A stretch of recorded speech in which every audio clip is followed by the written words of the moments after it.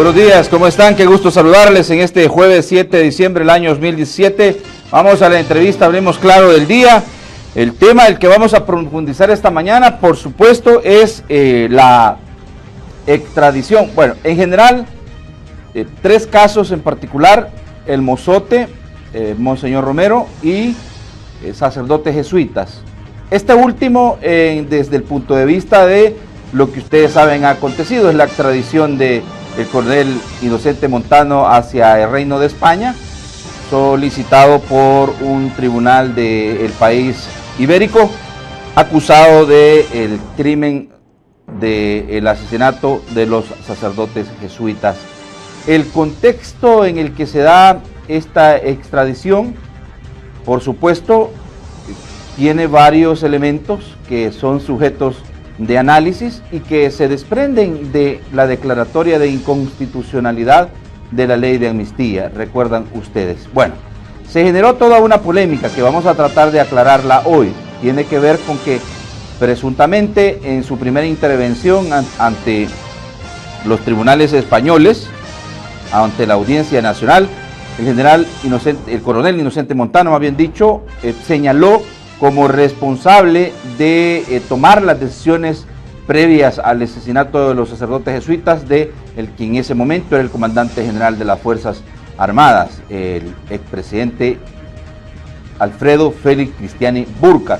Sin embargo, unas horas después, el mismo abogado del militar retirado salió al paso de las declaraciones que hiciera un periodista que estaba trabajando para una revista digital muy en particular.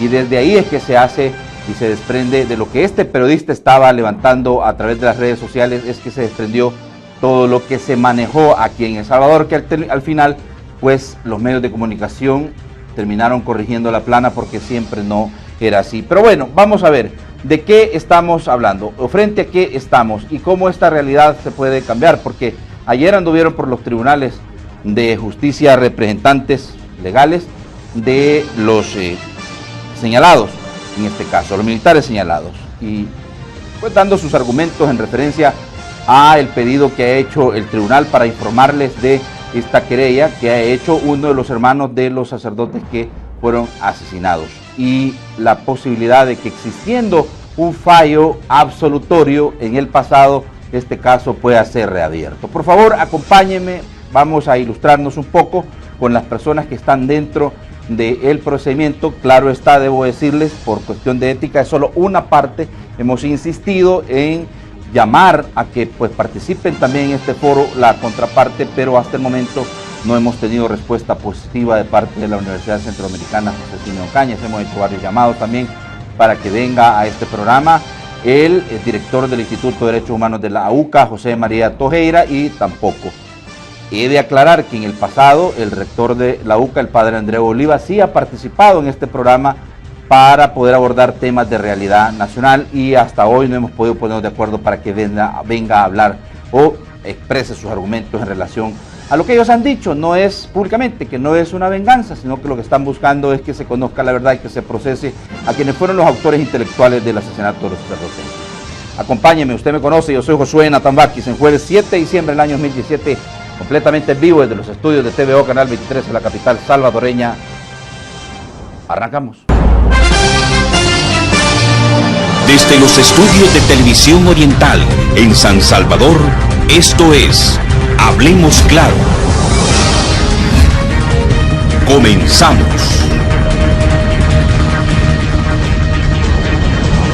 Bueno, ¿qué le puedo decir?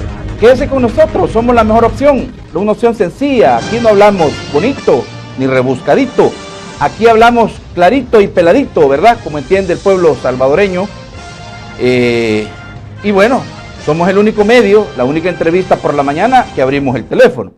Tenemos ese valor, aunque nos caiga a veces un leñazo, ¿verdad? O alguien se quiera pasar de listo, se quiera salir del huacal, porque, pues sí, en la viña del Señor de todo hay. Dos líneas telefónicas, 22630023 y 22649179 en el segmento de Opinión Ciudadana. Y más adelante, por supuesto, también le invito que desde ya mande sus comentarios a @elinformantex. Ahí en la cuenta de Twitter y más adelante yo los voy a leer, ¿verdad? Por favor, participe activamente de estas posibilidades que le damos y haga buen uso de ello. Vamos a ir a lo último.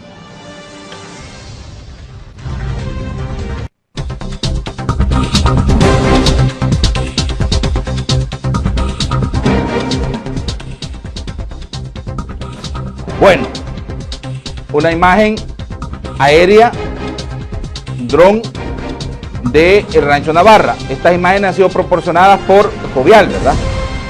Precisamente los trabajos que se están desarrollando en este punto de la ciudad capital, salida hacia el Aeropuerto Internacional Monseñor Romero, autopista a Comalapa, el redondel en el Rancho Navarra. Aquí tenga cuidado, a partir de las 5 de la mañana hay cambio en los sentidos de circulación y no vaya a ser que quede usted atrapado.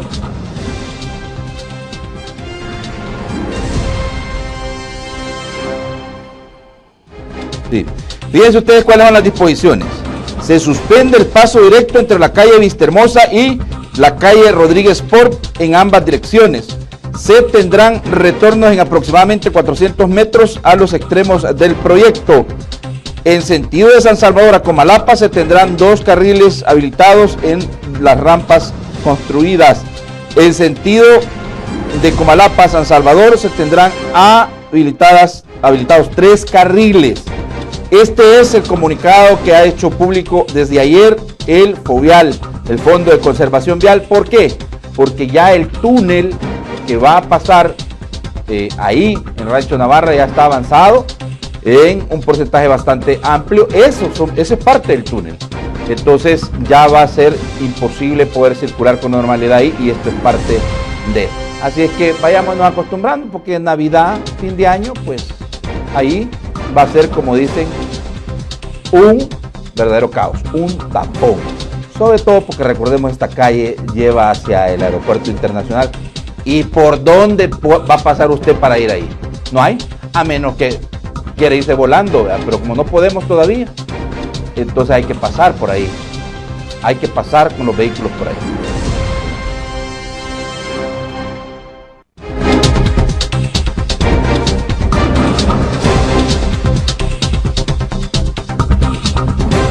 Bueno, gracias.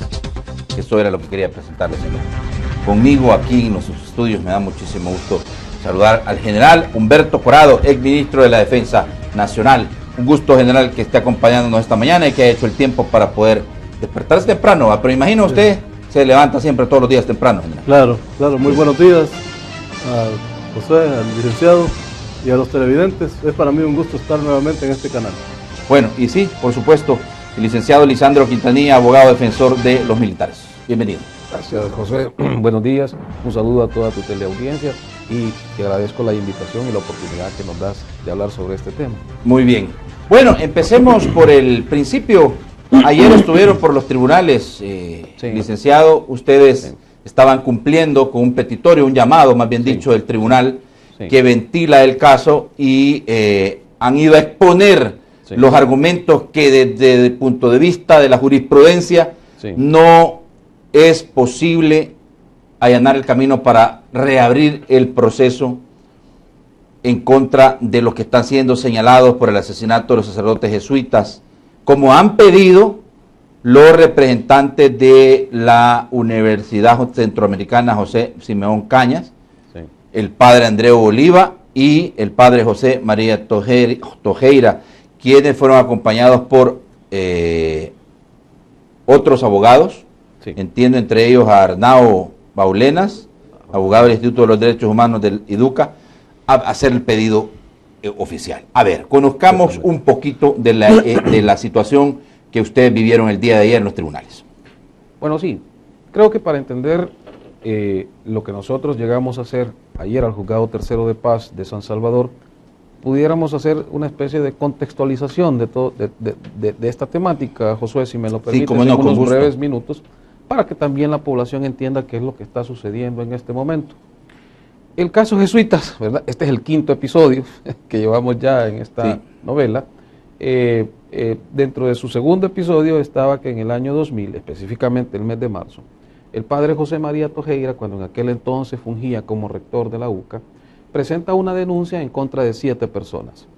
Esas 7 personas son el expresidente Cristiani, el general Orlando Cepeda, el general Bustillo, el general Arios, que fue en aquel entonces viceministro de Defensa, el coronel Elena Fuentes, el coronel Montano y el general Ponce, que está fallecido en este momento. De esas 7 personas que fueron procesadas en el año 2000, en diciembre del año 2000, el fiscal general de aquel entonces presenta un requerimiento, es decir, una demanda, como se conoce comúnmente, y en ella habían 2 pretensiones. Una pretensión con dos variantes. Uno, que se decretara sobreseimiento definitivo por extinción de la acción penal. La acción penal se extinguía, decía en aquel entonces aquel funcionario, por 2 razones. 1, por la amnistía, que en aquel momento estaba vigente, y 2, porque el delito de asesinato, que se le atribuía en autoría intelectual a estas 7 personas, había ya prescrito al año 2000. Recordemos que los hechos fatídicos del asesinato de estos sacerdotes, la empleada doméstica, la hija de la empleada doméstica, acontecieron en la madrugada del 16 de noviembre de 1989. Ya para el mes de marzo del año 2000 habían transcurrido más de 10 años. Y para el mes de diciembre del año 2000, en que presentó el fiscal general el requerimiento, pues habían transcurrido 11 años, ¿verdad? 11 años y días. Quiere decir entonces que la juez, cuando conoce en audiencia inicial de este caso, Josué, emite una resolución y dice lo siguiente: señores, voy a sobreseer definitivamente, pero no por la ley de amnistía, ojo con esto, pero no por la ley de amnistía. Ajá. Y ella hace sus valoraciones. La juez de aquel entonces, que era la licenciada Lorena Rodríguez de Iraeta, que ahora está ocupando otro cargo siempre en la carrera judicial. Ese sobreseimiento definitivo por prescripción quedó firme en el año 2003, en enero, febrero del año 2003, porque la Cámara Tercera de lo Penal de la primera sección del centro confirma el sobreseimiento. Se va en amparo en aquel entonces el querellante de la UCA, el licenciado Pedro Cruz, y la Sala de lo Constitucional pues no lo ampara, desestima, sobresee en algunos casos, desestima, declara improcedente esa petición de amparo y queda firme el sobreseimiento definitivo. ¿Qué acontece? En el mes de julio del año pasado, la Sala de lo Constitucional, desafortunadamente digo, pero al fin y al cabo es una sentencia de obligado cumplimiento, declara inconstitucional la ley de amnistía en varias de sus disposiciones por contrariar algunos preceptos constitucionales y estima que ya no se puede alegar como obstáculo en la persecución de los delitos o crímenes de guerra la amnistía como para no perseguirlos.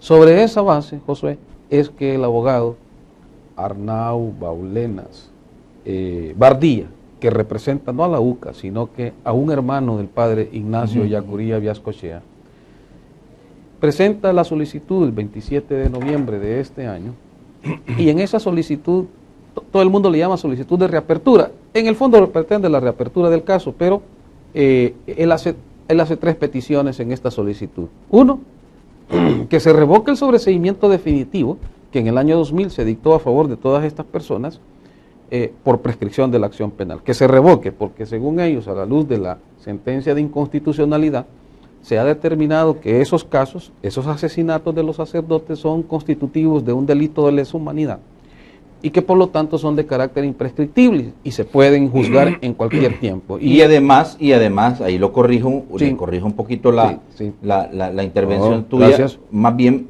digo porque es importante determinar que el argumento de la solicitud de reapertura del caso de los jesuitas de parte de este abogado de origen español, sí, es que se cumpla lo que establece la sentencia de la Sala de lo Constitucional, haciendo referencia al fallo decretado en julio del año 2016, cuando la Sala de lo Constitucional de la Corte Suprema de Justicia decretó como inconstitucional la ley de amnistía, la cual frenaba los procesos de investigación de los casos de crímenes de lesa humanidad cometidos durante la Guerra Civil en El Salvador. Exacto.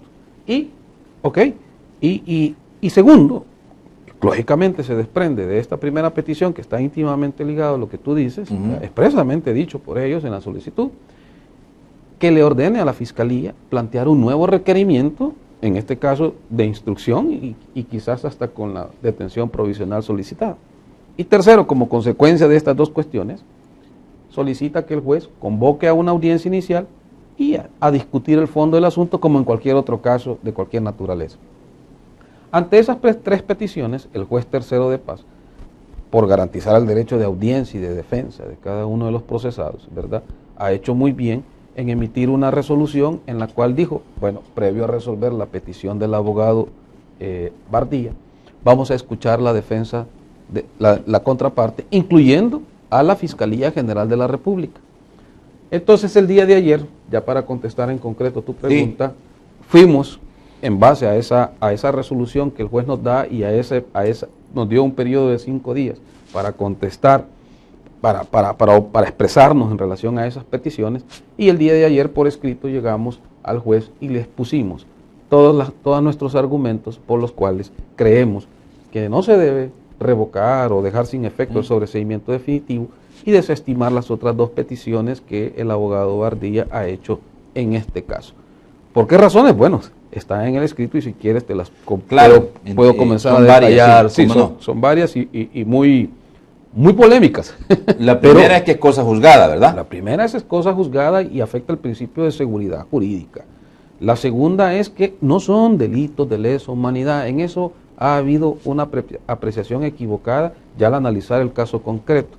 La tercera es que la Sala de lo Constitucional misma dice que esa sentencia no es un pronunciamiento sobre la nulidad de los efectos de aquella ley que fue constitucional hasta que no fue declarado lo contrario, ¿verdad? Por lo tanto, no ha anulado los efectos jurídicos de aquella ley. Cuarto, esta discusión de los efectos jurídicos de la sentencia de inconstitucionalidad la vimos más clara cuando la Corte en pleno y por unanimidad deniega la extradición de Benavides y de los otros 3 militares que estaban detenidos, te recuerdas tú, el año pasado, y en agosto dijeron no a la extradición, pero ahí se generó una discusión en torno a los efectos de esa sentencia y dijeron todo regresa al status quo. Si todo regresa al status quo antes de la vigencia de la ley, pues obviamente ellos ni siquiera tenían el carácter de procesados.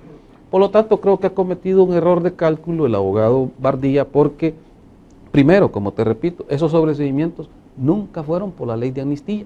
Quiere decir que jamás fueron sobreseídos invocando el obstáculo de amnistía para decretar la prescripción de la acción penal. Fue por prescripción.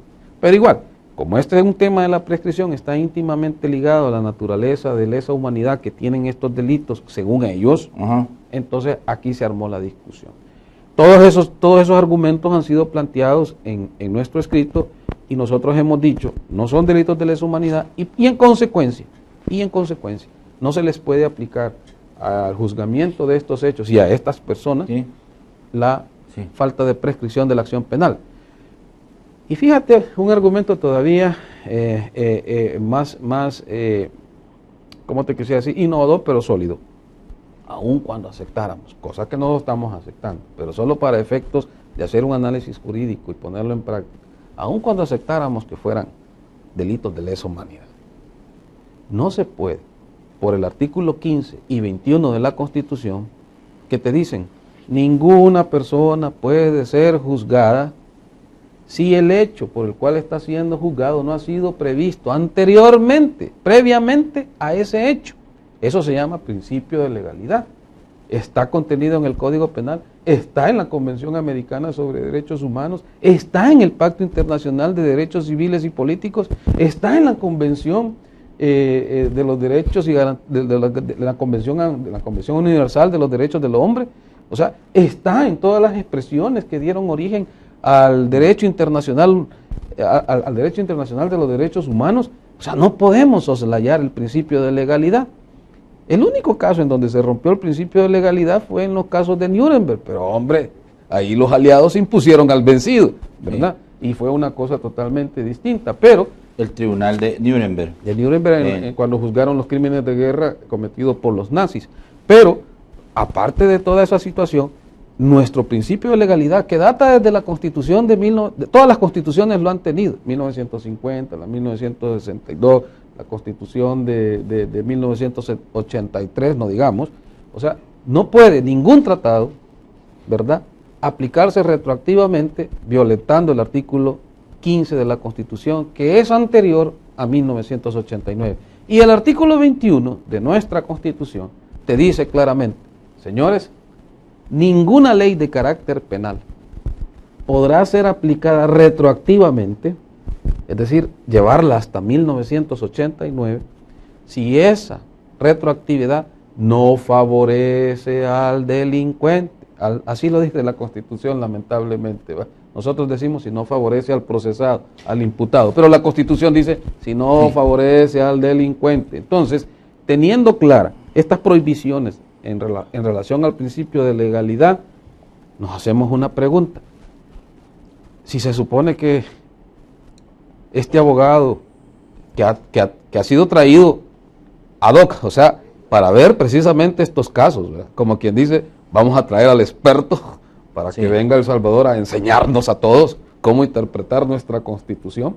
Si este abogado está claro de estas limitantes, entonces, ¿cuál es el propósito o cuál es el interés detrás de esta posición? Bueno, vamos a ir explorando un poco porque se ha dicho que siempre cuando se acercan periodos electorales, esto sale a la luz. Pero antes de eso, general, abordar desde su óptica, desde su punto de vista, una cosa muy puntual. Mire, es el tema de que esto se desprende, y yo ya lo he dicho, inclusive en la acusación que hace el abogado español de la declaratoria de inconstitucionalidad de la ley de amnistía. De ahí se desprende.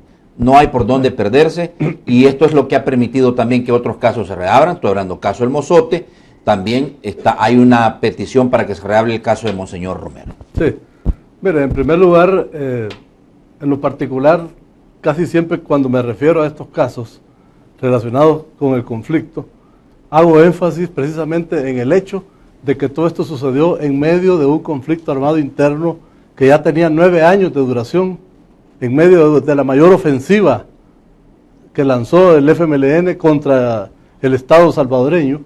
Por lo tanto, los hechos hay que verlos bajo esa perspectiva, porque si no lo hacemos de esa manera, los análisis y las conclusiones a las cuales podamos arribar van a ser falsas. No van a hacer luz para conseguir la verdad, que es lo que supuestamente se busca. ¿Y por qué la objetividad de los argumentos que se puedan decir alrededor de esto deben de pasar por el conflicto armado? Porque los hechos sucedieron precisamente durante el conflicto armado, que nosotros no lo iniciamos. El Estado de El Salvador fue agredido por una asociación, una organización irregular, armada, preparada desde hace muchos años, precisamente para llevar a cabo su estrategia de guerra popular prolongada, con el objetivo de tomar el poder por la vía armada e instaurar aquí un sistema socialista. Esa es la realidad del país. Si no hablamos en esos términos, entonces estamos perdidos.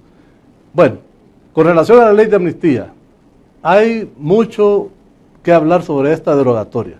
La verdad que en primer lugar la derogatoria de la ley de amnistía no debe haber ocurrido porque la ley de amnistía formaba parte del acuerdo político que se tomó para que la guerra terminara. Yo estoy seguro que los negociadores del gobierno e incluso los negociadores del FMLN, si no hubieran tenido la seguridad de que después de firmar el acuerdo se iba a pactar una ley de amnistía que olvidara los hechos que habían sucedido en un conflicto armado interno que nosotros no buscamos, no hubieran firmado la paz. Probablemente la negociación hubiera sido interminable.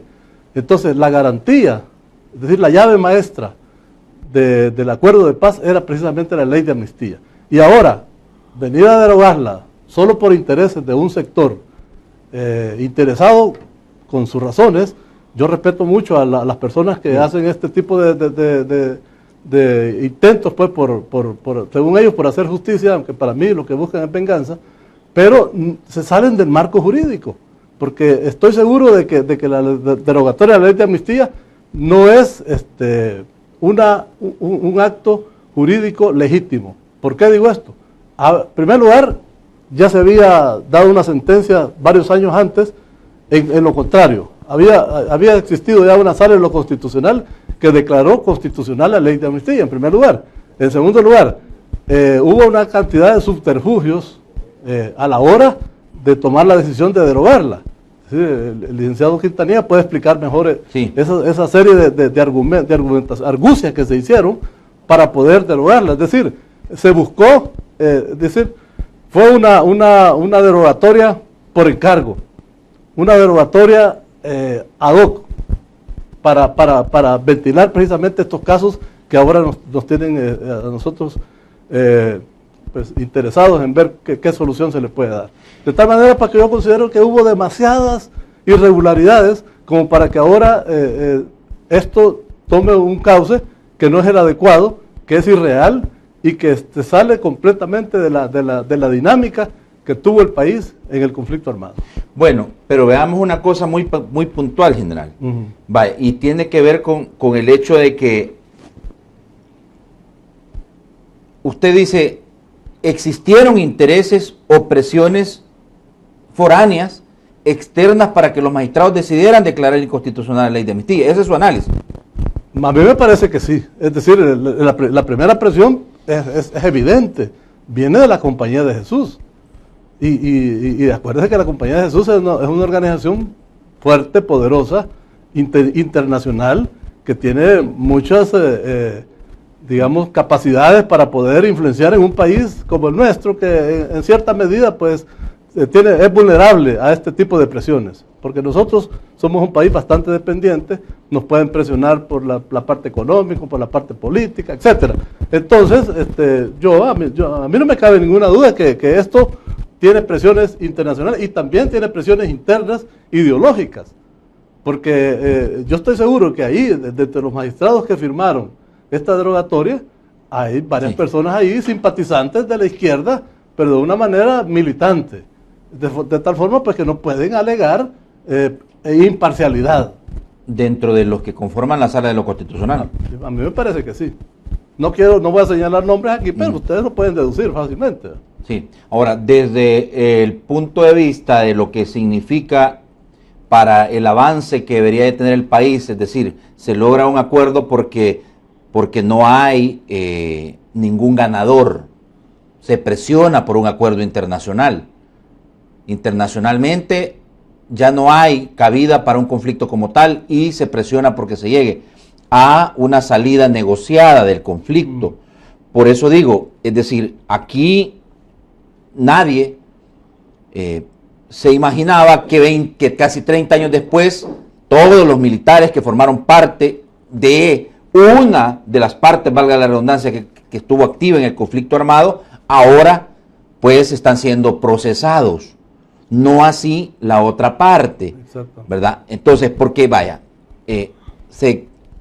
entiendo, y usted sáqueme de la ignorancia, que parte del acuerdo de paz era perdón y olvido. Un informe de la Comisión de la Verdad que establecía cuáles habían sido los hechos, los crímenes de guerra, si los queremos llamar de esa manera, que existieron y que quedaran establecidos y plasmados, pero que para permitir que se insertaran en la sociedad la comandancia guerrillera y todos los que estaban formando parte de la insurgencia, pues se hizo el acuerdo. Y también para dejar libre de responsabilidades civiles y penales los militares, también se incluyeron dentro del acuerdo. ¿Y así fue o no?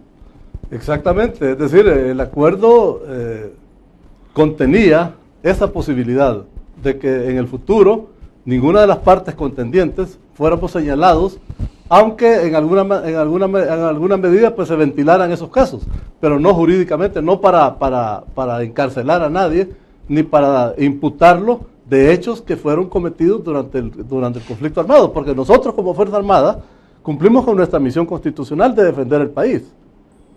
Y la Fuerza Armada está autorizada constitucionalmente a usar la fuerza. Y nuestra contraparte usaba las armas precisamente para derrotarnos y lograr su objetivo político, que era instaurar un gobierno totalitario en El Salvador. Eso está claro. Entonces esa era la lucha, una lucha política, económica, militar, diplomática, etcétera. Entonces, venir ahora a querer hacer señalamientos a una sola parte de los contendientes no es correcto ni es justo, porque la Fuerza Armada hizo grandes concesiones. Nosotros permitimos que desaparecieran los cuerpos de seguridad contra nuestra voluntad. Permitimos que más de 100 oficiales fueran extrañados de la institución, aún sin haber cometido delitos, porque ahí no se hizo un juicio exhaustivo, minucioso para cada uno de ellos. Ahí hay un montón de inocentes. ¿verdad? Entonces, la situación no es tan fácil de que va a venir una parte a hacer señalamientos solamente ahora, a la le pregunto puntualmente, porque José María Tojeira y Andrés Oliva, junto con el abogado, han dicho es que no queremos venganza. Estamos buscando es que se conozca la verdad de los hechos que ocurrieron. Y simple y sencillamente no podemos tener reconciliación post conflicto armado 3 décadas después si no conocemos quiénes fueron los autores intelectuales de la masacre de los sacerdotes jesuitas. Mire, yo respeto mucho a la orden jesuita porque reconozco que su capacidad intelectual, sí, eso lo he dicho varias veces, pero en estos ellos están tratando de disfrazar sus verdaderas intenciones. La verdad que no es cierto que quieren solo justicia, lo que quieren es venganza, lo que quieren es ver en el banquillo de los acusados a determinadas personas que ellos pues ya las han identificado. Mire, ellos conocen la verdad, la conocen totalmente, si no tienen personas criteriadas en España. ¿Qué es lo que hace el criteriado? Cuenta toda su verdad. Y cuenta a su manera. Suelta toda la sopa. Y contesta todas las preguntas que ellos le hagan. Estoy seguro que la pregunta de que quiénes, según ellos, son los autores intelectuales de esto, ya se las contestaron en España los criteriados. O sea, la verdad la conocen. Vale. Sí, y tan serio es esto, sí, licenciado, que don Alfredo Félix Cristiani Burkhardt ya nombró abogado. Sí, no, claro. Por los cuestionamientos que se han hecho. Lo quiero decir una cosa, mire, de la extradición del señor Inocente Montano se desprende un hecho que aquí acaparó la atención mediática. Era que el señor Montano estaba diciendo que el responsable de ese hecho como tal, y era del conocimiento y participó en reuniones, fue el señor expresidente Alfredo Cristiani. Sí, mira, sobre esto yo quisiera hacerte tres, dijéramos, expresiones de lo que yo como abordo esta específica temática. Mira, en torno a cómo se conformó la Corte para declarar inconstitucional la ley de amnistía, yo hice una crítica seria y dije, el magistrado Edward Sidney Blanco, y lo digo con mucho respeto, no debió integrar la sala para emitir la sentencia. ¿Por qué? Porque él tenía un interés más que ostensible, más que evidente, en declararla inconstitucional por haber sido acusador particular de la Compañía de Jesús, justamente en este caso. Cuando la Sala de lo Constitucional en su sentencia dice que todos los casos comprendidos en el informe de la Comisión de la Verdad, en el cual está el caso jesuita, por supuesto, y otros, debe ser sometido a la jurisdicción especial que con esta sentencia se crea un nuevo estatus jurídico, una nueva situación jurídica. Hombre, qué más vinculación de ello. Ciertamente en la legislación no había una razón fundamental o de peso o expresamente establecida, taxativamente establecida, para que se fuese recusado. De hecho se recusó o él se excusó y los demás integrantes de la Sala de lo Constitucional dijeron, no hombre, no hay ninguna razón en la ley para que te apartes de conocer de este acento. Pero Josué, especialmente los magistrados, tienen fuero interno, ética. Y por ética y por fuero interno debieron haber dicho, no, mira, este es un tema íntimamente vinculado a mis convicciones, a mis intereses, a lo que yo representé en el pasado como acusador particular de los jesuitas, y por lo tanto yo debería de apartarme de conocer. Ese defecto lo va a arrastrar toda la vida esa sentencia de inconstitucionalidad. ¿Hay alguien más que de tu juicio de valor conforma la Sala de lo Constitucional y tenía conflicto de interés a la hora de conocer eso? Yo creería que también el magistrado Florentín Meléndez tenía conflictos de intereses. No me recuerdo si él integró o no la sala, tendría que ver la sentencia. Si la integró, ¿verdad? Que me parece que sí. Si la integró, él también ya en el 2010 había hecho expresiones en torno a los delitos de lesa humanidad, los crímenes de guerra, que era inconstitucional la ley de amnistía, cuando la Corte denegó la cooperación solicitada por el Reino de España en el tema de los jesuitas siempre, ¿verdad? Pero ahora, ese es un punto. El segundo punto que tú has mencionado, cuando el padre Tojeira, igual que lo ha mencionado aquí el general, yo respeto mucho a la comunidad jesuita, a los padres y a todo su bloque de pensamiento, ¿verdad? Han contribuido mucho al desarrollo intelectual del país, en la formación de muchos profesionales en la universidad, y creo que el país les debe mucho en esta área. Pero mira, cuando ellos dicen, nosotros lo que buscamos es justicia, verdad, reparación. Ese es el verdadero interés que está detrás de la posición. ¿De cuál posición? De este paso que han dado de solicitar la llamada reapertura del caso. Pero fíjate que yo he dicho de que este interés que está detrás de esa posición le resta nobleza a su gestión, le resta legitimidad a su petición, porque es una petición que no es una finalidad en sí misma. Si a ellos no les interesa que no haya cárcel para nadie, ¿cómo es posible que me contradiga a mí mismo solicitando la reapertura del caso? En un hecho tan grave, en donde dime tú, ¿qué juez conoces que le da medidas sustitutivas a procesados por asesinato? Serán contaditos con los dedos de las manos. Entonces, esta contradicción solo se resuelve cuando vos empezás a despejar y decís que no cuesta mucho, si ellos mismos lo han dicho. Por ejemplo, el padre Tojeda estuvo en el programa Focus del Canal 33 este domingo y dijo, miren, nosotros procedimos ante la inactividad de la Asamblea Legislativa de emitir una nueva ley. Sí. ¿Qué es esa nueva ley? Y ahí voy al tercer punto. Vamos a hablar más adelante de eso, porque es necesario, porque la Sala de lo Constitucional, cuando declara ilegal la ley de amnistía, también hace la recomendación a el resto de órganos del Estado a que se pongan de acuerdo para presentar una nueva legislación alrededor de eso. Y este es uno de los argumentos, fíjate, y en eso quisiera que me permitieras hacer las siguientes acotaciones. Mira, cuando tú lees y relees la sentencia de inconstitucionalidad, es como aquella película que te gusta tanto. Me imagino que tenés una película preferida, ¿verdad? La pones una y otra vez, y siempre encontrás algo nuevo en esa película y vas aprendiendo, o vas criticando, o vas entendiendo cómo se hila un escenario con otro, una parte de la historia con otro. Pues más o menos eso sucede, ¿verdad? Cuando uno lee, relee y vuelve a leer la sentencia de inconstitucionalidad. Releyendo la sentencia de inconstitucionalidad, nosotros encontramos una argumentación que no sé si es buena, mala, adecuada o no, conveniente o no, pero ahí está. Y tiene que servir, ¿verdad? Porque es una sentencia de inconstitucionalidad que tiene sus efectos jurídicos en todo el orden normativo de El Salvador, especialmente en este tema. Y dice lo siguiente: miren, señores, cuando se tomaron los acuerdos de paz, por lo que le decía acá el general, se llegaron a algunos acuerdos, algunos pactos, ¿verdad?, de carácter político, y que tenían que ver con la depuración de la Fuerza Armada, y que tenía que ver también con todos los graves crímenes cometidos en el contexto del conflicto armado, ¿verdad?, que dejaron una grave huella imborrable en la sociedad, y todas esas cosas que dieron como origen la creación de la Comisión de la Verdad.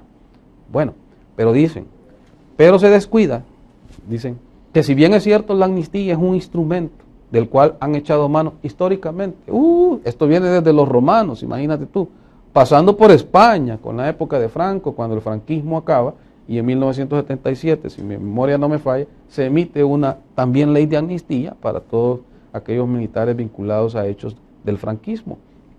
Pues mira, dice las amnistías no son irrestrictas, absolutas, incondicionales, fue uno de los argumentos. Entonces desconociendo obligaciones del Estado en lo relativo a la protección de los derechos fundamentales para investigar a los responsables materiales e intelectuales y reparar a las víctimas de los crímenes de lesa humanidad. Entonces vienen ellos, fíjate bien, y establecen eso, ¿verdad?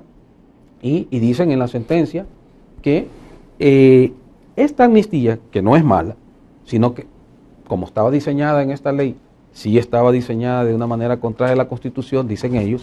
Entonces, precisamente por lo que acabas de leer, entonces esta amnistía contradecía el espíritu de los acuerdos de paz. ¿En qué sentido? En que no se agotó el tema de la transición. Y este aspecto de la ¿transición de qué? De la guerra a la paz.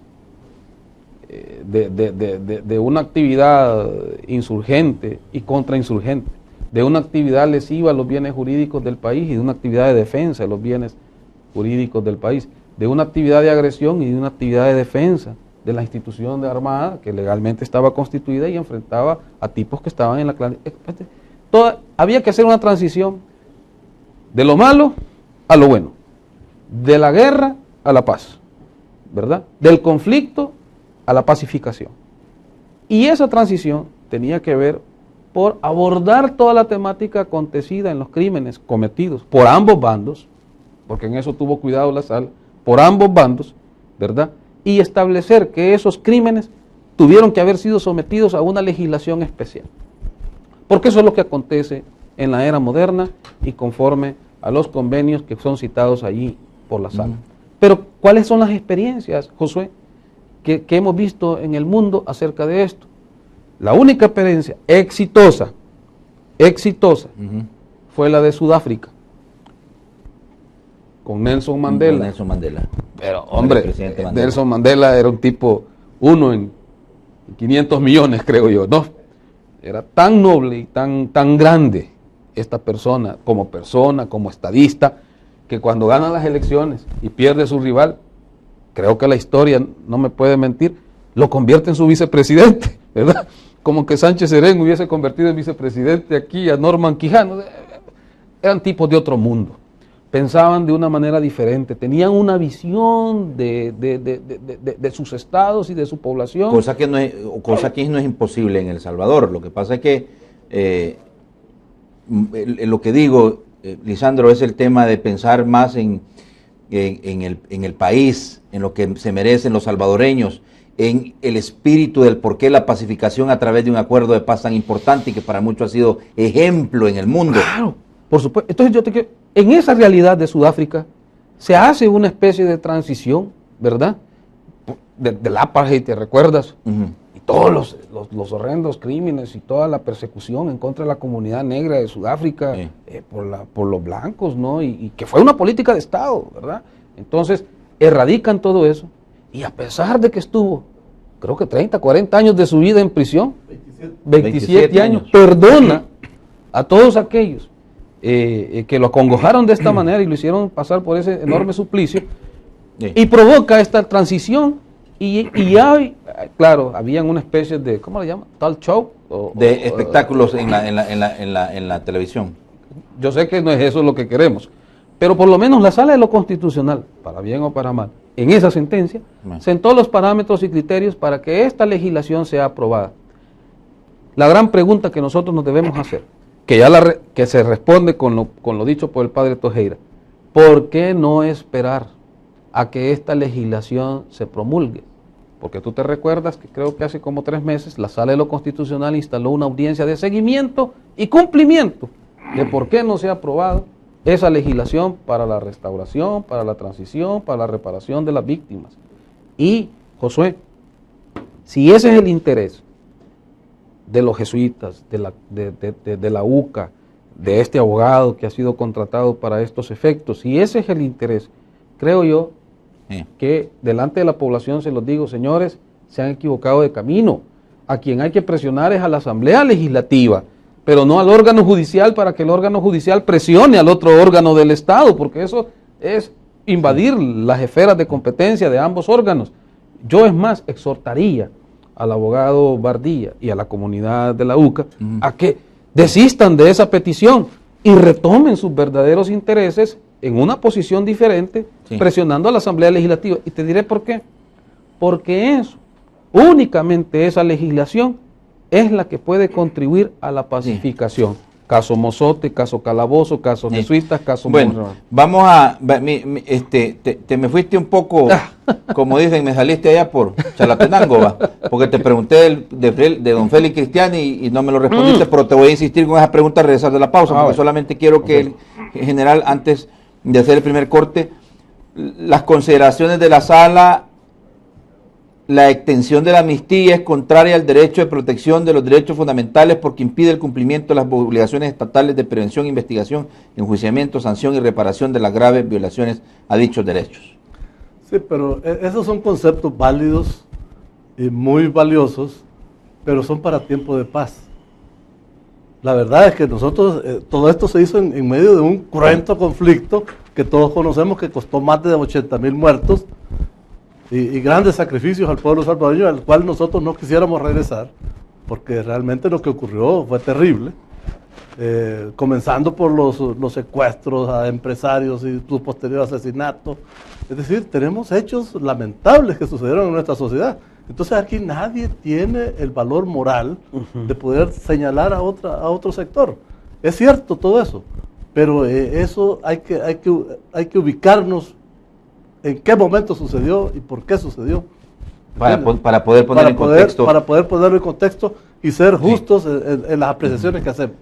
Bueno, vamos a hacer la primera pausa. Regresamos para profundizar un poco sobre lo que se dio durante la presentación ante la Audiencia Nacional Española del coronel Inocente Montano y de donde se desprende que él involucra al expresidente Alfredo Cristiani. Bueno, tan cierto es lo que estoy diciendo que ya don Félix se buscó un abogado, ya nombró un abogado para poder representarlo en este proceso en particular. Exacto, sí, exacto. Don Mario Machado, ¿verdad? Mario Machado. Sí, él está llevando también la causa del expresidente Elías Antonio Saca. Así es, correcto. Está en casos bastante álgidos, complicados. Vamos al más. Vaya, vaya, llegó el nuevo más y está más pulido. Bueno, ahí tenemos la portada del jueves 7 de diciembre del año 2017. Acora el más. Acora, así es. Y es información contada en dos patadas. Cuscatlán, como héroe, familiares y camaradas entierran en Perulapán al policía de tránsito asesinado hace 2 días. Sí, esto fue un hecho lamentable. Recuerden ustedes que aquí también falleció el tío de este uniformado, que era miembro de las Fuerzas Armadas, y también 2 pandilleros que habrían participado en el ataque a el policía y a su familiar. La Paz le pega con todo. Mujer termina en el hospital después de choque en El Rosario, ¿verdad? Y no sé si a la parte inferior está la lotería. ¿Sí? Cabal, ahí está, pues. ¿Cómo iba a faltar en el periódico más números de la lotería? Si compró, vaya, y de un solo, revise a ver si sacó algo, ¿verdad? Yo no compro porque yo, si rifan una penqueada, me la gano. O no compro. Vamos a la pausa. La primera. Tenemos resumen, es cierto. Campaña adelantada y elecciones en Honduras fue lo que... Bueno, y también abordamos el tema de las demandas, de la petición de apertura del proceso de la UCA en contra de los sacerdotes, en contra de los militares, que están siendo señalados responsables de eso. Si ayer hablamos con Ramón Medrano, Marvin Aguilar y Jorge Tobar. Análisis semanal sobre el estado de la nación. Buenísimo se puso el debate. Como todos los miércoles, cada día más y más. Bueno, discusión de ideas. Pausa, la primera, regresamos. ¡Hasta mañana, pues! El nuevo más de tu lado.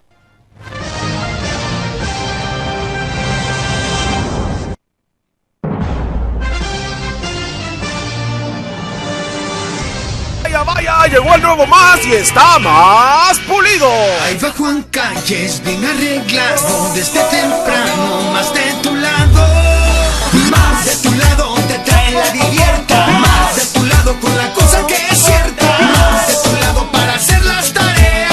Con más noticias contadas en 2 patadas. Más consejos para salir de aguas. Chambres más calientes. Y la diversión que más te llega. ¡Hasta mañana, pues! El nuevo más de tu lado.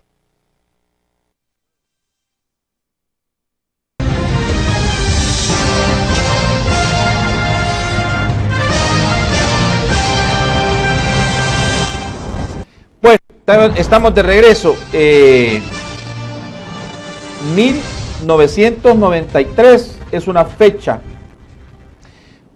clave porque fue en ese año en el que se aprueba la ley de amnistía. Exactamente, ahí. También está el otro cuerpo legal, es la de reconciliación, ¿verdad? La Ley Nacional de Reconciliación Nacional. Exacto, que esa, dicen, mayormente protege al FMLN. Sí. Esta de la ley de amnistía, pues era la coraza, el escudo para las Fuerzas Armadas. Los participantes en el conflicto provenientes de los batallones de reacción, de los cuerpos de seguridad y de el alto mando, ¿verdad, general? Sí, el objetivo de esa ley era proteger a todos los participantes en el conflicto sin distinción alguna. Muy bien. Bueno, Miren, se me quedaba un elemento muy claro, porque hay una polémica alrededor de si en realidad el coronel Inocente Montano se refirió al expresidente Alfredo Cristiani en el momento de comparecer por primera vez ante la Audiencia Nacional Española. Sí, mira, te quiero aclarar algo. Primero, el presidente Cristiani ha nombrado abogado efectivamente, pero no por esta polémica. Ha nombrado abogado porque él fue parte de los 7 que en el año 2000 fue procesado penalmente en este grupo, ¿verdad? ¿Ok? O sea, él desde el año 2000 tiene carácter de imputado. Cuando el padre Tojeira en el año 2000, en marzo... O sea, estamos, por poner en contexto, la declaratoria de amnistía y el pedido de apertura de los sacerdotes jesuitas del caso del asesinato de los padres de la UCA, lo deja a él desprotegido también. Por supuesto. Ajá. Él digamos que sería uno de los... Es uno de los 7. Exacto, ahí está, correcto. Fue uno de los 7 que fue procesado penalmente y favorecido con un sobreseimiento definitivo por prescripción de la acción penal, no así por la amnistía. Exactamente igual, en la misma situación que Cepeda, Montano y los demás. Ahora ha nombrado defensor porque obviamente en esta solicitud que ha planteado el abogado de el hermano del padre Yacurí, Viascochea, lo ha involucrado de nuevo, entonces tiene de nuevo carácter de señalado y por esa razón han nombrado abogado igual que lo han hecho mis clientes, ¿verdad? Ese es un punto. Segundo punto, mira, ¿por qué se creó toda esta confusión? Primero, hubo una desinformación de una persona por allá, ¿verdad? Que no sé si tuiteó estaban subiendo información a una red social de lo que estaba sucediendo en la audiencia. Como sucede en el Mozote, que ahí hay un tuitero de planta del Faro y está minuto a minuto tuiteando lo que él quiere, ¿verdad? Y lo que él logra pescar con su propia impronta y así lo informa. Bueno, este tuitero... ¿Se desnaturalizó? Totalmente, porque no debería de estar pasando. Creo que los medios de comunicación deben de ser más profesionales en la cobertura de sus noticias. Creo que el Twitter, que es una herramienta muy útil y rápida, pero también debe tener cuidado de corresponder a la realidad de lo que está aconteciendo. En la Ley de Enjuiciamiento Criminal de España, que es nuestro Código Procesal Penal, la LECRIM, allá en España, se establece que cuando una persona es puesta a la orden de un juez, sea por la causa que sea, porque lo capturaron en el hecho, porque lo capturaron con una orden de captura allá en España, o porque ha sido extraditado y ya ingresa al sistema español, entonces es puesto a la orden del juez, que lo está reclamando. Y la LECRIM, la Ley de Enjuiciamiento Criminal, establece que esta persona debe de declarar sobre los hechos para manifestar su defensa. No es como acá, que si tú quieres declarar, si no, no, allá tenés que pronunciarte, es una actividad del imputado pronunciarse. Y se le hace el cuestionamiento y se le pregunta, hubo una reunión el 16 de noviembre en donde se toma el acuerdo para asesinar a los jesuitas y en esa reunión estuvo presente el presidente Cristiani. O sea, sí se le hace la pregunta. Le hacen la pregunta y él dice, no, nunca hubo una reunión para esos propósitos. Las reuniones que se daban desde que comienza la ofensiva el 11 de noviembre en adelante eran reuniones para conocer la situación. Si era el Estado Mayor Conjunto, era de donde se tomaban la planificación de la estrategia de repeler el ataque, la estrategia militar, etcétera. O sea, por supuesto que se dieron esas reuniones. Y al presidente de la República de aquel entonces se le informaba, se le consultaba, se le pedía autorizaciones para esto, para lo otro. Pero nunca hubo una reunión, dijo Montano, nunca hubo una reunión en donde se discutiera el asesinato de los jesuitas y en donde el presidente estuviera presente y diera la orden a todos los demás para que se ejecutara. Eso es totalmente falso. Ahora, se le preguntó al coronel Inocente Montano en relación a otro punto muy particular que tiene que ver con quién tomaba las decisiones, porque siendo la institución castrense un organismo vertical y jerárquico, sí, o sea, hay toma de decisiones y órdenes que se van cumpliendo, claro, de un puesto a otro. Sí. Entonces, ¿eso se le preguntó también? Se le pregunta cómo estaba, dijéramos, la cadena de mando Exactamente. Y toda la estructura en aquel momento, y el coronel Montano dice, miren, o sea, el Estado Mayor Conjunto era el que tomaba las decisiones militares, pero nunca nunca se discutió tomar una decisión de asesinar civiles, ¿verdad? Y mucho menos a los sacerdotes jesuitas. Fíjate que esto es coherente con lo que el padre Tojeira dijo el domingo en el programa Focus. El entrevistador, no me recuerdo cómo se llama, es un joven, no me recuerdo cómo se llama, le pregunta, padre, ¿tiene evidencias? ¿Con qué evidencias cuenta ustedes para sostener que hubo esa reunión y que ellos son los autores intelectuales? ¿Y cuál fue la respuesta que te da el padre Tojeira? Que lo tenemos grabado, por supuesto. ¿Verdad? Grabamos el audio y todo y el video. Y dice, no, es que no tenemos ninguna evidencia. Ninguna evidencia de que se haya dado la reunión y que en esa reunión se hayan tomado esa decisión de asesinar a los sacerdotes. Lo que tenemos son inferencias, lo que tenemos son deducciones, lo que tenemos son indicios. ¿Y cuáles son esos indicios? Por ejemplo, dice, la noche era oscura, no había electricidad. Fíjate qué indicio. Segundo, pasa el batallón desde el lugar donde partieron y pasan a 600 metros y todo el cordón militar y nadie les dijo nada. Tercero, o sea, entran a la UCA. O sea, cuando te comienza a describir todos sus elementos de juicio que tiene para estimar esto, resulta que ni siquiera llegan a la categoría de indicios, son referencias. Pero hay una cosa, licenciado, perdónenme con todo respeto, porque una cosa es que le quieran dar a uno a tol con el dedo y otra cosa es que se deje uno dar, vea. El punto es que para muchos el panorama es claro, ¿verdad?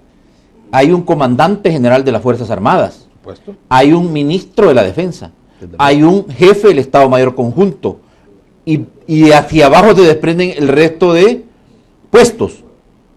Entonces, he ahí el detalle de lo que muchos dicen, que abiertamente no dicen los sacerdotes jesuitas, el padre Tojeira y el padre Andrés Oliva, pero en realidad ellos están conscientes que de esa situación, en medio de la ofensiva final hasta el tope, había conocimiento de todas estas personas de que se iba a proceder al asesinato, porque hay hasta un libro de uno de los comandantes, el comandante Ramiro, José Luis Merino, que dice que el asesinato de los sacerdotes jesuitas era el mecanismo que se utilizó para desmontarle la ofensiva final a la insurgencia.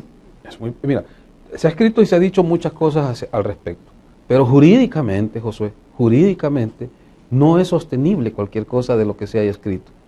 Jurídicamente no es sostenible cualquier inferencia y cualquier convicción que nosotros podamos tener, y que la gente le cueste trabajo o mucho trabajo entender y asumir de que habiendo una estructura militar con una cadena de mando, no se haya dado la orden para asesinar a estas personas. Lamentablemente, Josué, lamentablemente, en un proceso penal, hay una metodología científica para comprobar las hipótesis. Y esa metodología científica pasa por la actividad que nosotros le llamamos actividad probatoria. La única manera para poder establecer una verdad de esa naturaleza es a través de la certeza. Certeza, jurídicamente hablando, no soy filósofo, pero lo he aprendido estudiando la dogmática jurídica, es la posesión de la verdad. Y la verdad es una correspondencia entre lo ontológico y lo nociológico, es decir, lo que existe independientemente de mí, de mi subjetividad, lo que objetivamente puedes percibir tú, todos. Y ese objetivo debe corresponder a lo que nosotros pensamos en relación a eso. Te digo una cosa, por ejemplo, en el pasado se decía que el centro del universo era la Tierra, ya sabemos que no es así, que la Tierra gira alrededor del Sol y forma parte de un sistema, nada más, y de una galaxia. Pero, fíjate bien, cuando en un proceso penal se dan esas afirmaciones, por supuesto no es que nosotros querramos sorprender la buena fe de tus televidentes, pero obviamente cuando en un proceso penal deba de probarse esa circunstancia, hay que hacerlo con prueba directa. Y desafortunadamente este caso nunca, desde sus inicios, llegó hasta ese punto. Me pueden decir entonces, ¿qué fue lo que pasó? ¿Qué diablos pasó ahí? Josué, todo eso está acreditado en el primer episodio del caso jesuita. Sí. Bueno. Cuando fue condenado Benavides, cuando fue condenado Yuchi Mendoza, y cuando fueron condenadas las otras personas por actos de terrorismo, y cuando en ese proceso se evidenció y se documentó todas las investigaciones, incluso de Scotland Yard, que vino al país a hacer esas investigaciones. De manera que tenemos una verdad jurídica. ¿Qué pasó? Está en el juzgado cuarto de instrucción en ese proceso penal. todo lo demás son puras conjeturas. Sí. Quiero nada más preguntarle una cosa antes de darle la palabra al general, porque sí me interesa un par de puntos con él, porque usted hizo una alusión directa a un periodista en particular sobre el tema sobre el tema de lo que se replicó en el involucramiento de el expresidente Alfredo Cristiani, por la descontextualización que se hace de la información. Ahora, el punto es que él le responde a usted en referencia a las aseveraciones que usted, con gusto le explico al abogado dónde encontrar información sobre el informe de la Comisión de la Verdad, porque usted dijo, no sé, en otro espacio, no sé si hay gente que tome en serio a Héctor Silva Ábalos. Creo que el Faro tiene una agenda, a lo mejor una información que solo Héctor Silva conoce. El periódico que el señor dirige ha estudiado miles de documentos en cortes de El Salvador, Estados Unidos y Madrid, y ha hablado con testigos de la masacre. La reunión del 15 de noviembre del 89 está de sobra probada. ¿Con quién ha hablado el abogado aparte de sus defendidos? Mira, o sea, nosotros no hacemos juicios en los periódicos, nosotros no hacemos juicios discutiendo con periodistas, nosotros no hacemos los juicios discutiendo con un editor ni con nada de eso, ¿verdad? Ellos están ahí con su propia agenda, tendrán sus propios intereses, ¿verdad? Viven en ese mundillo del Twitter, del cual yo no pertenezco, ¿verdad? Yo hago debates de cara, viéndole a los ojos a la gente, diciéndole mi punto de vista, revirtiendo sus argumentos. Así me gusta hacer los debates a mí, no en el Twitter ni nada de esas cosas, ni desprestigiando a nadie. Ahora, lo que sí te digo, si ellos tienen información, ayer me preguntaba una periodista española, pero miren, nosotros hemos visto un informe clasificado de la silla que yo no lo he visto. Después me encuentro a otro periodista y me dice, nosotros hemos visto un informe del FBI que no sé. ¿Dónde está? Enséñenmelo. Mire que fíjense que hay un informe del congresista no sé cuánto, que aquí, que allá. Pero ¿dónde está? Enséñenmelo, por favor, porque nunca los han aportado como pruebas. Si tú vas a ver el expediente del tercero de paz, ahí no hay absolutamente nada de todas esas cosas que se dicen. General, en medio de la ofensiva hasta el tope lanzada por la guerrilla del FMLN entre 10 y 11 p.m. el 15 de noviembre del 89, coronel Guillermo Alfredo Benavides, director de la Escuela Militar, se reunió con varios militares a su mando para planificar el asesinato de los sacerdotes jesuitas en la Universidad Centroamericana José Simeón Cañas. Benavides les informó que acababa de llegar de una reunión en el Estado Mayor donde se había acordado tomar acciones extraordinarias para combatir al FMLN. Entre esas medidas era asesinar al rector de la UCA, el jesuita Ignacio Yacuría, sin dejar testigos. Informe de la Comisión de la Verdad. El informe de la Comisión de la Verdad falla en muchas de sus apreciaciones. La verdad es que dentro del campo puramente militar, el superior es responsable por las órdenes que emite, órdenes legales, y el subalterno es responsable por la ejecución correcta de esta orden. Solamente el coronel Benavides puede testificar exactamente si alguien le dio la orden específica o si él interpretó que por ser responsable del comando de seguridad donde se encontraban las instalaciones de la UCA, él dedujo que eso era lo que él tenía que hacer para cumplir con su misión. Por una cosa en particular. Hay una serie de cuestiones. Por una cosa en particular, general. Porque en la audiencia española también el coronel Inocente Montano dice, yo no puedo ser responsable por los batallones de reacción. Yo era responsable de los cuerpos de seguridad. Exactamente, exactamente. Yo sostengo que el coronel Montano no tiene nada que hacer en España. Ha sido extraditado injustamente. En primer lugar, porque la tipificación del delito que se le atribuye es incorrecta. Nosotros los militares no somos terroristas. Nosotros somos profesionales de las armas que defendemos al país en base a la Constitución y las leyes. No hacemos terrorismo. Entonces, esa tipificación que se le está adjudicando a él para mí es incorrecta. Y además, ya se dijo claramente que no está en España para que responda por los hechos de los jesuitas, porque precisamente él no tenía ni la autoridad, ni la jerarquía, ni el cargo adecuado para emitir una orden de este tipo. Pero esa es mi apreciación. Será él el que explique claramente qué es lo que sucedió, porque él estuvo presente. Y alguien que es dentro del ajedrez, digamos, es una pieza clave porque formó parte también del Estado Mayor Conjunto de la Fuerza Armada, era el general Ponce, ¿verdad? René Emilio Ponce. Él ya ha fallecido, ya es parte de lo que, con todo respeto, se le conocía como la Tandona, ¿verdad? Sí. Así es, correcto. Bueno, usted cuestionaría entonces las aseveraciones porque en el informe de la Comisión de la Verdad se hacen alusiones directas de nombres y de personas, como por ejemplo el teniente al mando José Ricardo Espinosa Guerra, que le dio la orden de matar a los jesuitas, el soldado Oscar Mariano Maya Grimaldi asesinó a Ibacuría, Martín Baró y Montes, mientras que el subsargento Antonio Ramiro Ábalos Vargas mató a López y Moreno. Es lo que dice el informe. Sí, yo no cuestiono esos detalles que usted está leyendo, sino que el contexto general el informe de la Comisión de la Verdad a mí me parece bastante inexacto y bastante tendencioso, en el sentido de que incluso se da el lujo de decir que el porcentaje que se le atribuye a la Fuerza Armada de violación de los derechos humanos es arriba del 80%. No sé con qué aparato midieron esa dimensión. Y el resto pues se deduce que es de la contraparte, cuando nosotros sabemos que este conflicto fue tan cruento y en que todos nos involucramos, todos cometimos errores y tuvimos aciertos también. Por lo tanto, nosotros los militares cumplimos la misión de evitar que el FMLN llegara al poder por la vía armada, y por eso estamos sentados aquí, y por eso tenemos ahora un Estado democrático, republicano y representativo, tal como lo establece la Constitución. O sea, pues que hay que verlo así. Y tenemos un gobierno, y muchos dicen que se tiene un gobierno de transición de izquierda. Un gobierno de izquierda, pero electo. Dos gobiernos ya. Un gobierno de izquierda, pero electo por el pueblo salvadoreño es el que le dio la potestad de ser gobierno, y eso pues ya nosotros está fuera del control total de la Fuerza Armada. Muy bien. Ya son cuestiones políticas. Una cosa en particular, porque aquí es algo así como que ¿qué fue primero, el huevo o la gallina? ¿Va? Ayer Marvin Aguilar decía que ya se descubrió ese enigma de que fue la gallina primero, dice. El problema es que, vaya, mire, El Salvador ha firmado acuerdos internacionales, como el Estatuto de Roma, sobre el tema de los crímenes de lesa humanidad. ¿Están esos acuerdos internacionales por encima de la Constitución? No. ¿Sí o no? No, y fíjate qué interesante, qué bueno que me haces la pregunta, porque la misma Sala de lo Constitucional, en la sentencia de inconstitucionalidad, solo te cita, por ejemplo, como un marco referencial, lo que está regulado en el Estatuto de Roma para llenar de contenido la categoría de delitos de lesa humanidad.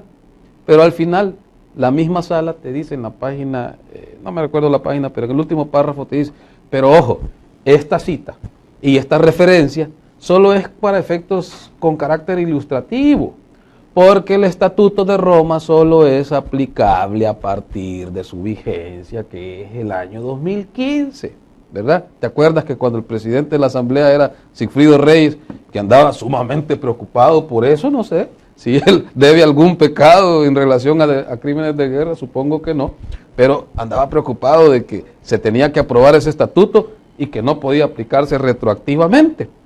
Bien, la sala reconoce que el estatuto no puede aplicarse retroactivamente, pero te voy a decir una cosa, aun cuando muchos tratados internacionales han sido suscritos por El Salvador antes de la vigencia de la Constitución de 1983, resulta que el artículo 15 y 21 son los valladares con los que se topan todos estos tratados, pero te voy a decir una cosa, ¿cuál es la obligación convencional de El Salvador en relación a los tratados? Por decirte algo, todos los tratados que tengan que ver con los crímenes de guerra y lesa humanidad, como el protocolo 2 de los convenios de Ginebra, que se establecen la forma de comportarse en los estados, en los conflictos internos, respetar a los civiles, no maltratarlos, se prohíbe aquella operación de no dejar testigos, etcétera. Todas esas cosas, la obligación convencional de los estados partes, ¿cuál es? La obligación convencional es introducir en sus ordenamientos jurídicos internos, la tipología de los delitos de lesa humanidad y dotarlos del carácter de imprescriptibilidad para ser juzgados. ¿Ok? ¿Cuándo cumplió esa obligación El Salvador? ¿Cuándo la cumplió? El 20 de abril de 1998. Es decir, mucho después de los sucesos que ahora nos tienen aquí ocupados, es decir, de la muerte de los jesuitas. En 20 de abril de 1998, cuando se aprueba el nuevo Código Penal de aquel año, ¿verdad? Y se introduce por primera vez en El Salvador la tipología de delitos contra la humanidad y comienza por el primer delito por excelencia, que es el genocidio, Y ahí sigue para abajo, desaparición forzada de personas, desplazamientos de personas, etcétera, ¿verdad? Tratos inhumanos, degradantes, maltrato a los prisioneros de guerra, todo eso está contenido ya en nuestro Código Penal de 1998. O sea, no aplica, bueno, de hecho, quiero que usted me confirme, porque también fluyó una información desde España sobre que la Audiencia Nacional de aquel país, o sea, los tribunales de aquel país no van a procesar por crímenes de lesa humanidad al coronel Inocente Montano. No, ¿por qué? Por el principio de reciprocidad.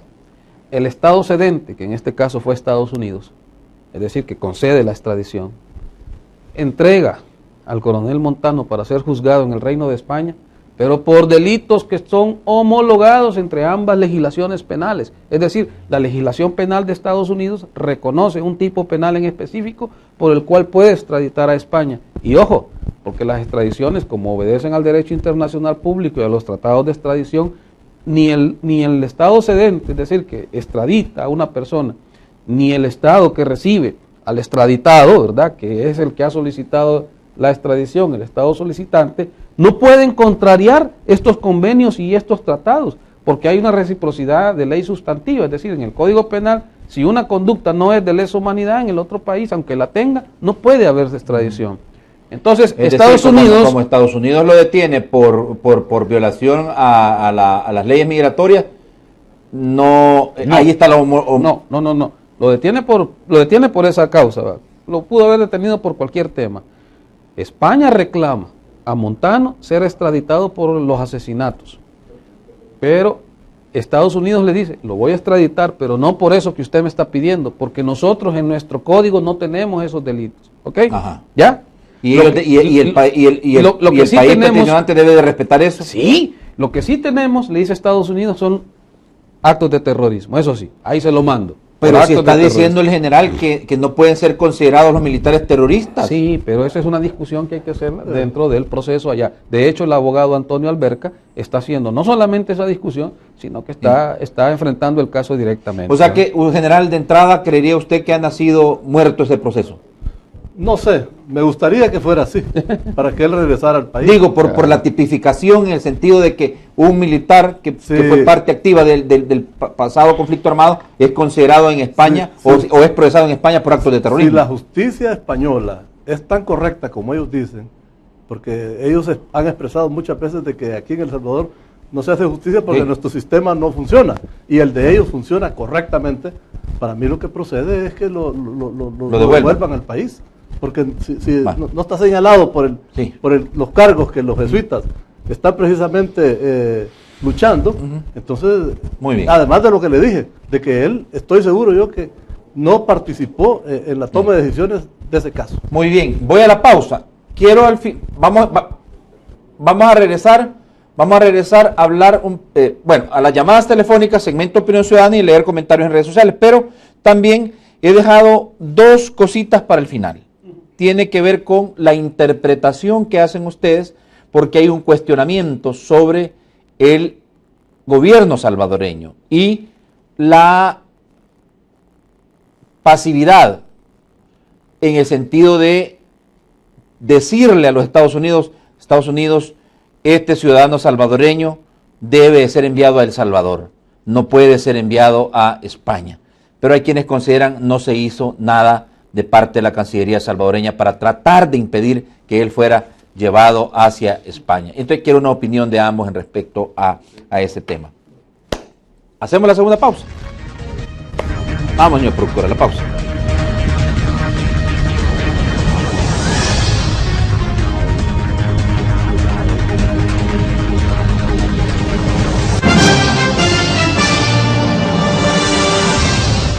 Alcanza tu superación montando tu propio negocio, aprendiendo estilismo y colorismo profesional en el Instituto Superior de Cosmetología Gustavo Adolfo. Cursos impartidos personalmente por Gustavo Adolfo y personal altamente calificado. Infórmate al 2515-0459 y 2124-0174 y consulta por nuestros horarios.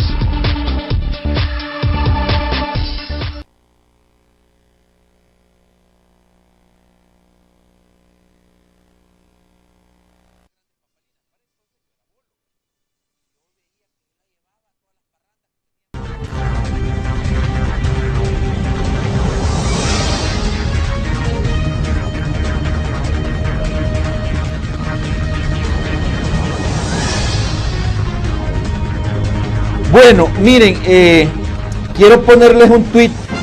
Esto es importante, quiero una reacción de ustedes porque tenemos 15 minutos ya por delante. Dice, fíjese, de las tantas reacciones que se han dado.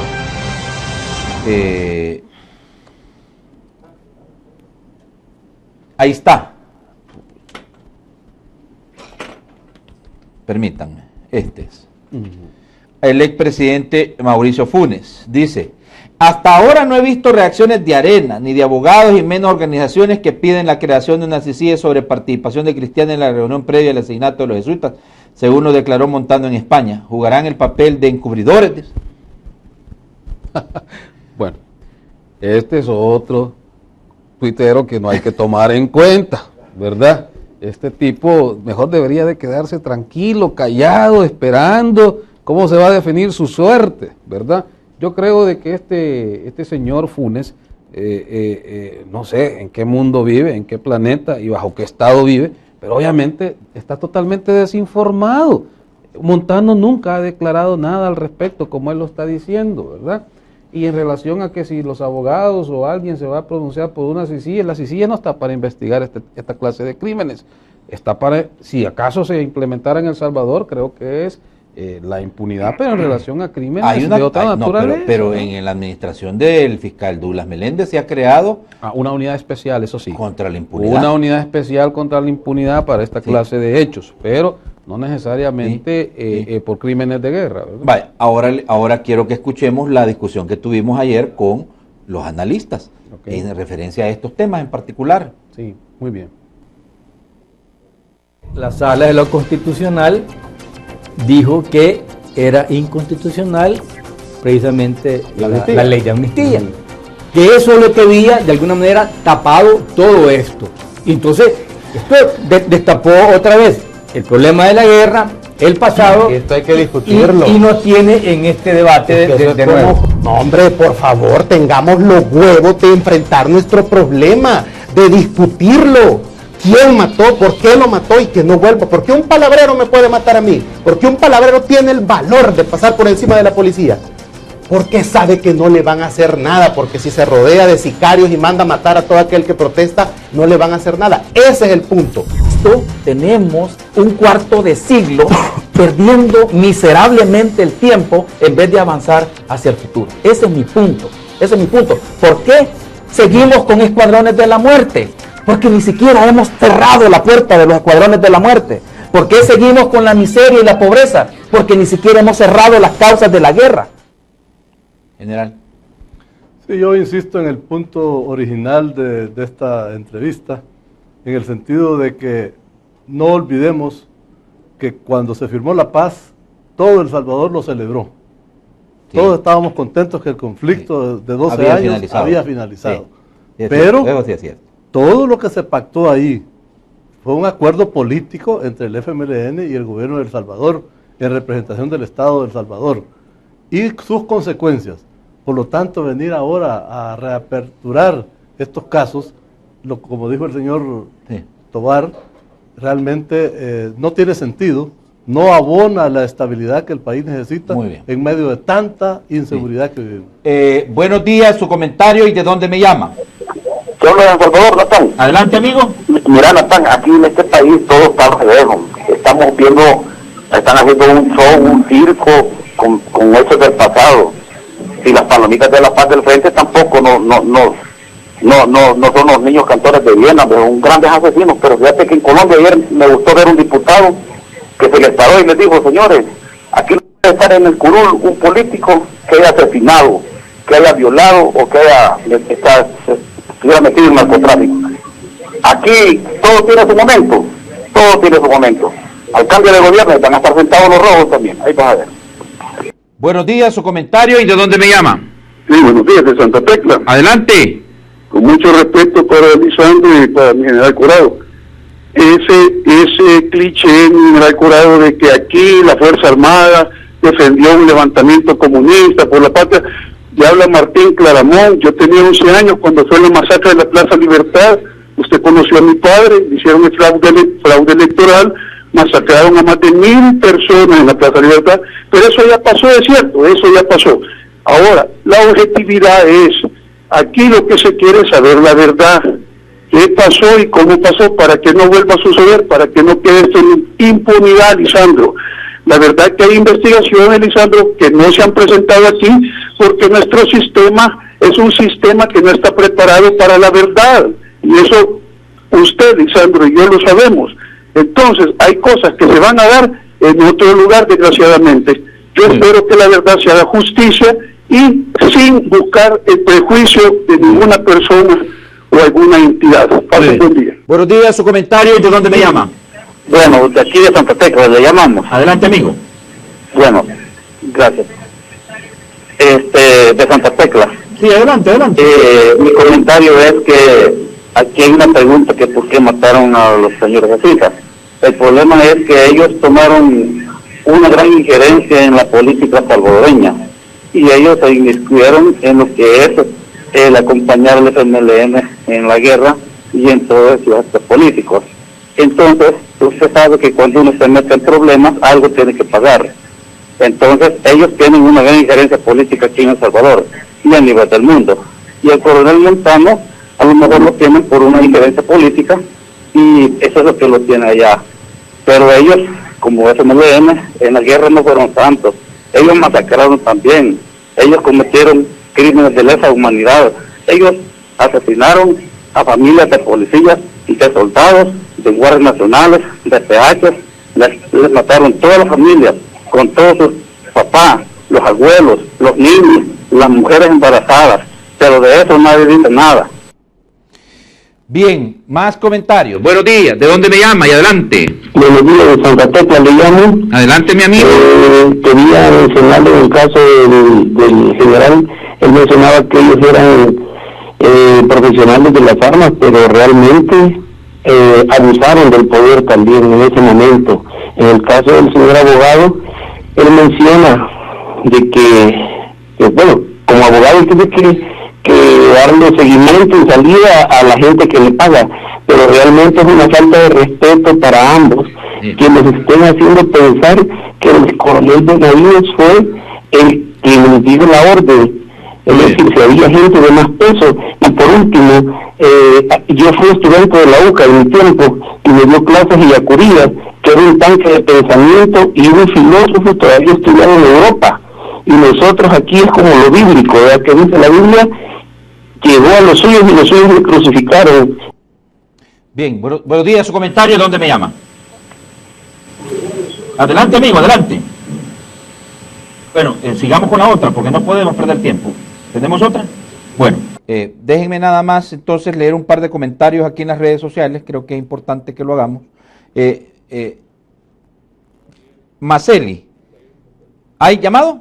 Bueno, por favor, buenos días, su comentario, ¿de dónde me llama? De San Salvador, caballero. Adelante, mi amiga. Mire, óigame, yo no estoy de acuerdo realmente con lo que están haciendo hoy el gobierno, porque realmente yo le digo, soy una víctima más del conflicto. Yo no entiendo por qué toman tan en cuenta ese tema y por qué no toman en cuenta todas las familias que quedamos desprotegidas. Yo tenía 8 años cuando a mi papá nos tiraron una bomba a la guerrilla y nadie dice nada de eso. Muy bien. ¿Más llamados? Buenos días, su comentario y de dónde me llaman. De San Salvador. Adelante, amigo. Yo quiero opinar sobre esta situación de los militares y lo de la guerrilla. Yo pienso que esto volado es como que cada que quien es primero el huevo o la gallina, ¿verdad? Porque la verdad es que aquí el ejército defendió la integridad del Estado. Eso es lo que hizo, defender la integridad del Estado. Y los guerrilleros se armaron de alguna manera para poder asaltar el poder por medio de las armas. La cuestión del mozote y de los padres jesuitas, ustedes saben que los que no andan en nada no tienen por qué temer nada.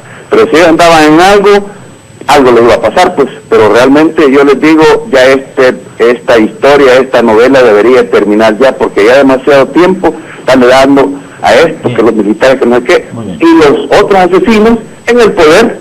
¿Cómo es posible que países de nosotros, pues, que realmente los asesinos son los que nos están gobernando y los que defendieron la integridad de la nación los están acusando? No tiene sentido esto realmente.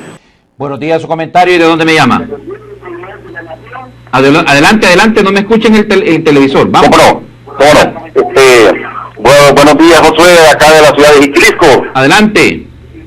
Vaya, Josué, un saludo para los panelistas y solamente mi comentario es que, ¿cómo es posible que este señor, que parece que tú lo tienes a veces en los programas, a veces a la par tuya allí, Juan José Medrano, algo así se llama, ¿va? Juan Ramón Medrano, este señor lo mató a la familia y llegaron bien tranquilo, lavándose las manos, y aquí hubieron secuestros de mi familia de la izquierda, hombre, y no sé cómo ahora miles de muertos, y hoy ellos no los llaman y están en el poder. Solamente mi comentario, pues. Sí, pues sí. Buenos días, su comentario, ¿de dónde me llama? Adelante, adelante. Buenos días.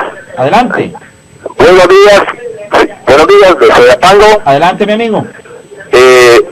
Fíjese que estamos, vaya, yo entiendo que los señores abogados,